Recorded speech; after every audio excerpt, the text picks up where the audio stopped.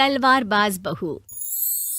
बचपन का शौक समझ निक्की के घर वाले उसका एडमिशन फेंसिंग कोचिंग में करा तो देते हैं, पर कुछ सालों बाद वही शौक जब उसका जुनून और सपना बन जाता है तो सब उसके खिलाफ हो जाते हैं। और लड़की के हाथ में तलवार दो ना, अब मैडम तलवारबाज बनना चाहती है।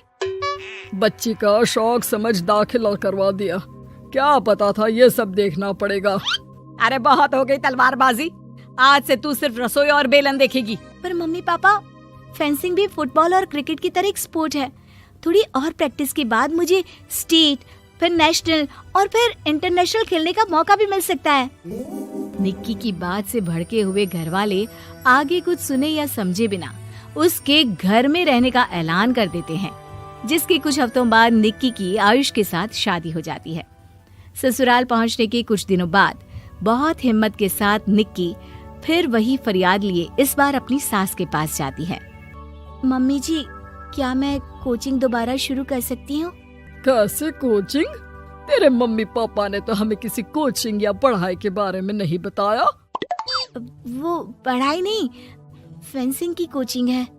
और देख, अपने अंग्रेजी के बड़े बड़े शब्द ना मुझसे ना बोला कर, सीधे सीधे बता कि ये फेंसिंग है क्या।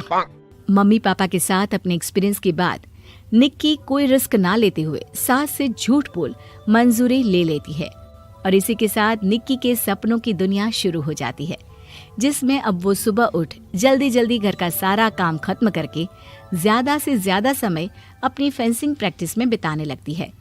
इसी तरह महीने बीत जाते हैं। वाओ, आई कांट बिलीव, जो सपना एक बार नामुमकिन लग रहा था, आज मैं उससे सिर्फ 2 हफ्ते दूर हूँ। निक्की, तुम बहुत अच्छा कर रही हो, बस अपने फॉर्म को खराब मत होने देना और नेशनल्स का मेडल तुम्हारे गले में आना पक्का है। इस बात को सुनकर निक्की नेशनल गेम की खुशी में झूमती हुई जैसे ही उस शाम घर पहुंचती है तो आयुष को पैर में प्लास्टर के साथ सोफे पर बैठा देख परेशान हो जाती है। ये क्या, कैसे हुआ? किसी ने मुझे फोन क्यों नहीं किया?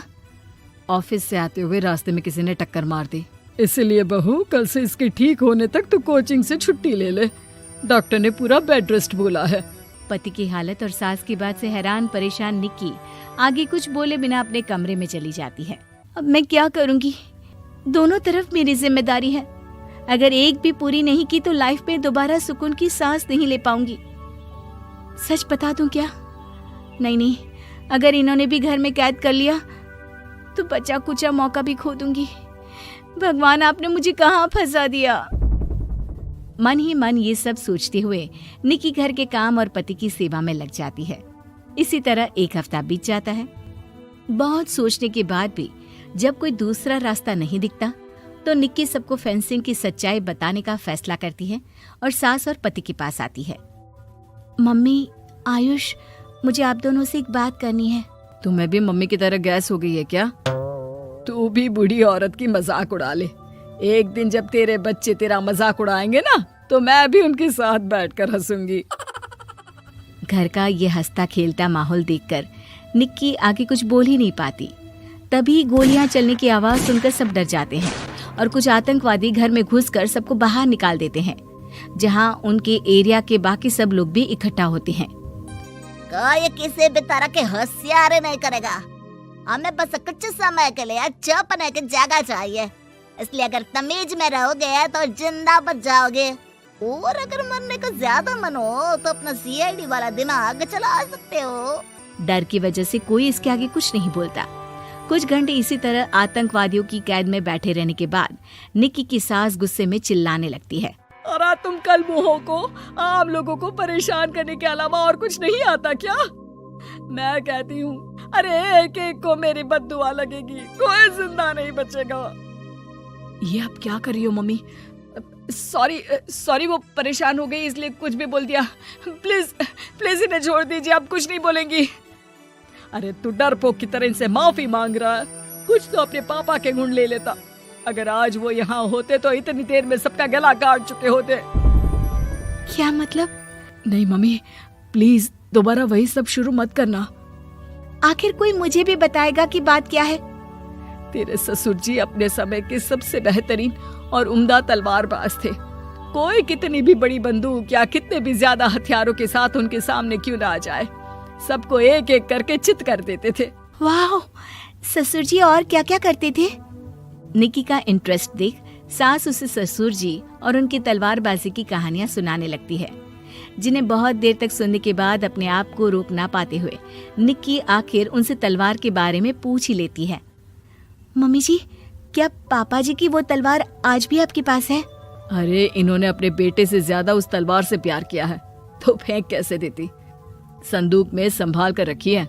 आयुष की बात सुन निक्की की आंखें चमक उठती हैं और वो सब कुछ भूल तलवार निकालने की बात कर बैठती है, जिसे सुन बाकी दोनों की आंखें फट जाती हैं। क्या बोला, जरा फिर से बोल। क्या कहानियां सुनकर तुम भी अपने आप को झांसी की रानी समझने लगी? यही समझ लो कि तुमने झांसी की रानी के साथ ही शादी की है। ओ मोहतरमा, जरा सपनों की दुनिया से बाहर निकल आओ और शांति से बैठ जाओ, आई बड़ी झांसी की रानी बनेगी। माहौल की गंभीरता और सास आयुष का रिएक्शन देख निक्की के पास उन्हें सच्चाई बताने के अलावा और कोई ऑप्शन नहीं बचता, इसलिए वो बिना कुछ सोचे समझे और देर किए उन्हें पूरी सच्चाई बता देती है, जिसे सुन दोनों भौंचक्के रह जाते हैं। और इसी के साथ अगले हफ्ते मुझे नेशनल्स खेलने का भी मौका मिला है, भरोसा कीजिए मैं कर सकती हूँ। निक्की की बातों से अभी तक सदमे में बैठे आयुष और सास उनकी तबीयत खराब होने का बहाना बनाते हैं और दवाइयाँ लाने के बहाने घर के अंदर जाने की बात करते हैं, जिस पर एक आतंकवादी भी उनके साथ घर के अंदर जाता है। निक्की दवाइयाँ लेने के बाद बाथरूम का बहाना बनाकर सास के कमरे में पहुंच जाती है। अब क्या बाथरूम भी साथ चलोगे? यहीं कमरे में रुको। 5 मिनट में बाहर नहीं आई तो अंदर आकर सारी गालियां सिर में उतार दूंगा। निक्की बाथरूम के अंदर चली जाती है। अब क्या करूं? तलवार कैसे निकालूं? मुझे किसी भी तरह इससे छुटकारा पाना होगा। सोच निक्की, जल्दी कुछ सोच। कुछ देर परेशान बाथरूम में इधर से उधर घूमने के बाद निक्की की नजर फर्स्ट एड बॉक्स पर पड़ती है और वो तुरंत उसमें से कैंची निकालकर उसे छुपाते हुए चुपचाप बाहर निकल आती है। हो गया तुम्हारा सारा नाटक खत्म, अब चुपचाप ये दवाइयाँ उठाकर बाहर चलो। ऐसा बोलकर जैसे ही आतंकवादी मुड़ता है, निक्की तुरंत उसकी गर्दन पर कैंची से वार कर देती है और उसकी बंदूक हाथ में लिए संदूक से तलवार निकालने लगती है, जिसके कुछ देर बाद वो घर के पीछे वाली खिड़की से बाहर निकलकर छुपकर एक एक करके सब आतंकवादियों पर वार करके उन्हें घायल कर देती है। अब सारे पब्लिक की कैद में आ जाते हैं। ये सब देखकर आयुष और सास के साथ सारे लोग दंग रह जाते हैं। सास का सर गर्व से ऊंचा हो जाता है। मेरी बहू सिर्फ नेशनल्स नहीं, इंटरनेशनल भी खेलेगी। हाँ।